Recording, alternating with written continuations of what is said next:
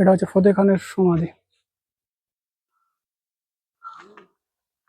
আপনারা এখন যে ছোট্ট ঘরটি দেখছেন সেখানে রয়েছে ঔরঙ্গজেবের জেনারেল দিলাওয়ার খানের পুত্র ফতে খানের সমাধি,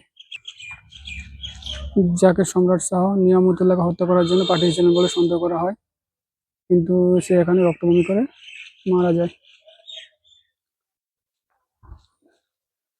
ঔরঙ্গজেবের জেনারেল দিলাওয়ার খানের পুত্র ফতে খানের সমাধি, এই যে তার সমাধি।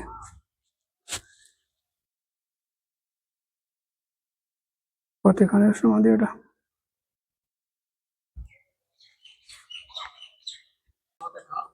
বলুন এই সমাধিটা বলুন তো আমাকে। ঔরঙ্গজেবের সেনাপতি দিলওয়ার খানের পুত্র ফতে খান সমাধিত আছেন। সুলতান সুজাকে বিদ্রোহ করতে পরামর্শ দানের অপরাধে পীর শাহ নেয়ামতুল্লাহকে হত্যা করতেছিলেন। নেয়ামতুল্লাহ ছিলেন গৌড়ের খাদেম। গৌড়ে উপস্থিত হইয়া ফতে খান রক্ত গমন করিয়া এই স্থানে মারা যান। এই বাংলা, বিহার, উড়িষ্যার রাজধানী তো আমাদের গৌড়। তাই ঢাকা অব্দি দারুসুলাম ঔরঙ্গজেব 4 ভাই। ঔরঙ্গজেব দিল্লিতে থাকতেন, আর চার ভাই থাকতেন ঢাকাতে। নেয়ামতুল্লাহকে মারার প্রস্তাব দিয়েছিলেন দারুসুলামরা, তাই তার জন্য ফতে খাঁকে পাঠিয়েছিলেন।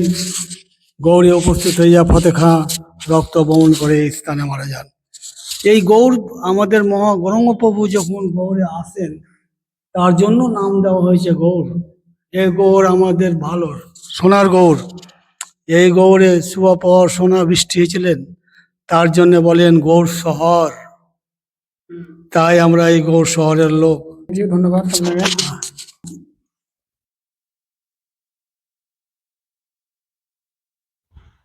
আর কদম রসুল মসজিদ ওইদিকে না ওটা? কদম রসুল মসজিদ।